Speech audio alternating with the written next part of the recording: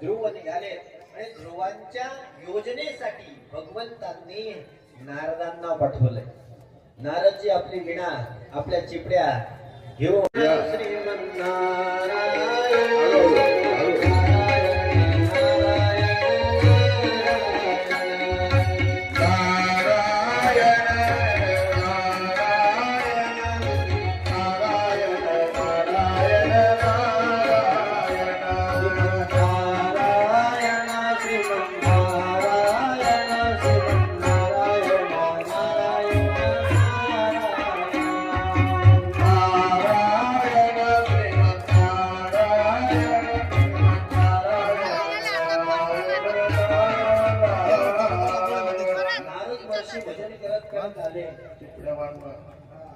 आणि समोर या असे समोर स्टेजच्या समोर उभे सर्वांना दिसले पाहिजे असे.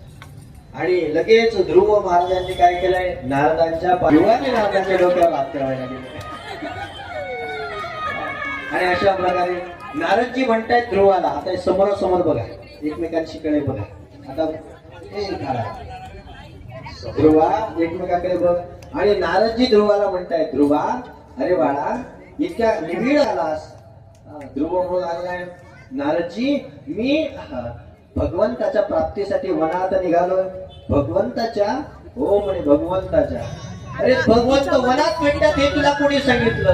म्हणे माझ्या आईने सांगितलं. ध्रुवजी काय करतायत, सांगतायत माझ्या आईने सांगितलं भगवंत वनात भेटतात. हो अरे पण वनात गेल्यानंतर तुला सिंह, वाघ, कोल्हे, लांडगे भेटतील, ते तुला खातील, मारतील. म्हणजे ते मला माहित नाही. मला भगवंत प्राप्त करायचा आहे, म्हणजे प्राप्त करायचाच आहे. नारदजी म्हणतात, अरे घरी राहशील तर चांगलं चांगलं खाऊन खालशील, काही चांगल्या वस्तू करतील त्या खायला भेटतील. आता काय भेटणार आहे तुला? नाही म्हणे, मला देव पाहिजे, मला भगवंत पाहिजे, म्हणून भगवंतच पाहिजे.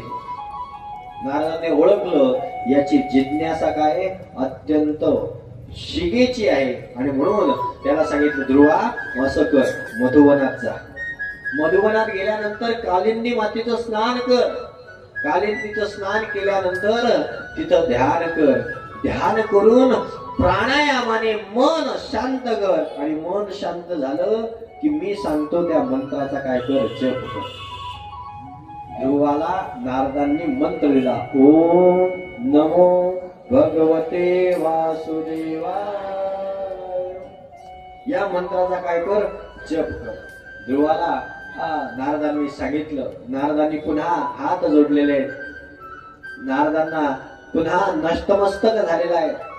पुन्हा आपल्या गुरुच्या चरणावर नतमस्तक डोकं ठेवलेलं आहे. तुम्ही म्हणत असेल की नतमस्तक झालेलं आहे थोडस. आणि नतमस्तक झाल्यानंतर आता ध्रुव पुन्हा निघाले. आणि पुन्हा निघाल्यानंतर नारदजी सुद्धा भजन करत करत निघून गेलेले.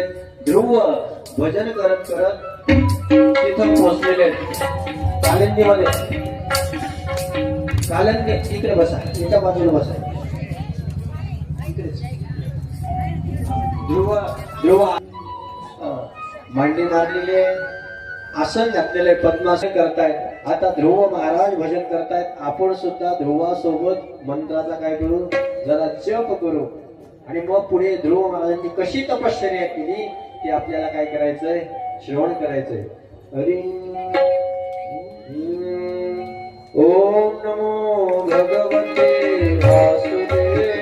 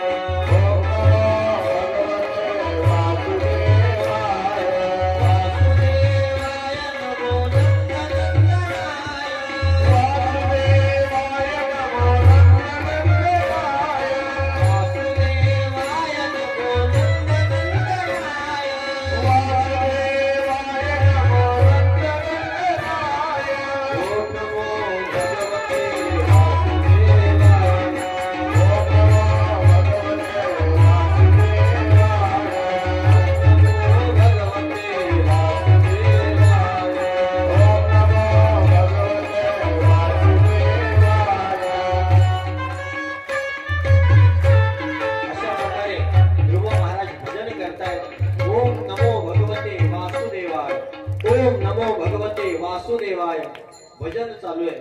आणि आता 12 दिवसानंतर एकदा कवट आणि मोराची काय करतायत फळं खातायत. मात्र भजन बंद नाही, भजन चालू आहे. ओम नमो भगवते वासुदेवाय ओम नमो भगवते वासुदेवाय ओम नमो भगवते वासुदेवाय ओम नमो भगवते वासुदेवाय. एक महिना असं करून सुद्धा भगवंत प्रसन्न होत नाही. मग म्हटल्यानंतर तीन रात्री नंतर काय करताय, शरीर निर्वाहापुरती कवच आणि बोराची फळं खाताय. ओम नमो भगवते वासुदेवाय ओम नमो भगवते वासुदेवाय. तिसरा महिना लागला. 3 महिन्यातही देव प्राप्त होत नाही म्हटल्यानंतर 6 दिवसानंतर वाळलेलं गवत आणि काय करताय, झाडाची गळून पडलेली पानं खातायत. 3 महिने तपश्चर्या करून भगवंत प्राप्त होत नाहीये, पण भजन कथा मात्र त्यांचा अखंड चालू आहे. ओम नमो भगवते वासुदेवाय ओम नमो भगवते वासुदेवाय ओम नमो भगवते वासुदेवाय ओम नमो भगवते वासुदेवाय. आता तिसरा महिना लागलेला आहे. तिसऱ्या महिन्यामध्ये फक्त पाणी पिताय. पाणी पिऊन 9 दिवसानंतर पाणी पिताय आणि भक्तच मात्र भजन मात्र सतत चालू आहे. ओम नमो भगवते वासुदेवाय ओम नमो भगवते वासुदेवाय ओम नमो भगवते वासुदेवाय ओम नमो भगवते वासुदेवाय. चौथ्या महिन्यामध्ये 12 दिवसानंतर एकदा श्वास घेताय. भजन मात्र सतत चालू आहे. ओम नमो भगवते वासुदेवाय ओम नमो भगवते वासुदेवाय ओम नमो भगवते वासुदेवाय ओम नमो भगवते वासुदेवाय. आणि अशा प्रकारे 4 महिने उलटून सुद्धा भगवंत येत नाही. पाहिल्यानंतर 5व्या महिन्यामध्ये आपलं तप अजून उग्र केलंय. श्वास घ्यायचंच बंद केलेलं आहे. आणि उग्र श्वास. आता काही लोक म्हणतील श्वास घेणं बंद केल्यानंतर जिवंत कसे, तर लक्षात घ्या ही कथा त्रेतायुगात आहे. त्रेतायुगामध्ये प्राण जे हाडात बसत होते, जोपर्यंत शरीरात हाड आहे तोपर्यंत मनुष्य जिवंत राहत होता. त्यामुळे श्वास बंद केलेला आहे. आणि तन्मयता एवढी झाली आहे, ध्रुवांच्या श्वास बंद करण्यामुळे संपूर्ण सृष्टीचा श्वास बंद झालाय. सर्व जग भगवंताची प्रार्थना करू लागले, देवा तुमच्या भक्ताला लवकर प्रसन्न व्हा. आणि म्हणून भगवंत धावतच ध्रुवाकडे आलेले.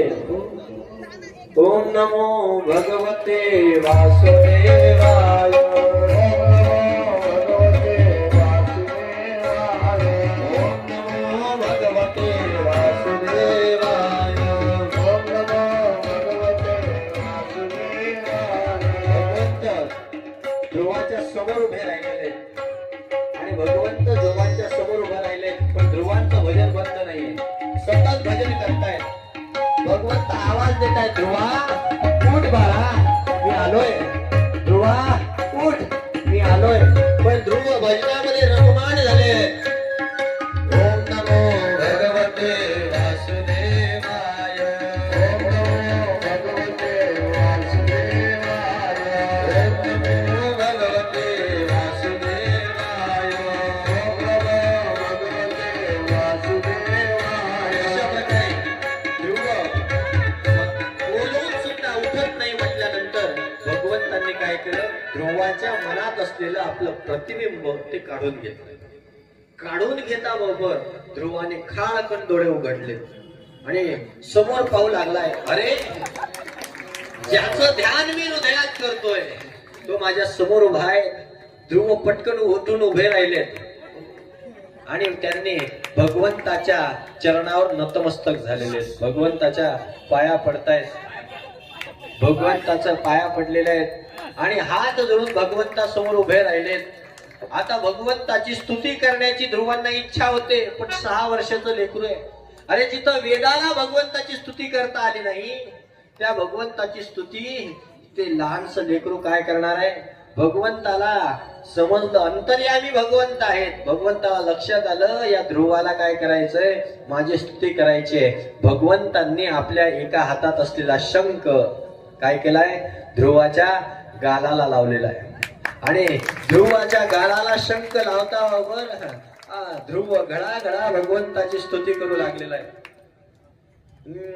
योंत प्रविश्य मम वाच मिमां प्रसुप्तां संजीवयत्यखिल शक्तिधर स्वदाम्ना अन्यांश हस्त शरणकण स्वगादिं नमो भगवते पुरुषाय दुर्गभ्यां. भगवंताची स्तुती करताय. हे भगवंता, तुम्ही आहात या चराचरामध्ये व्याप्त आहात.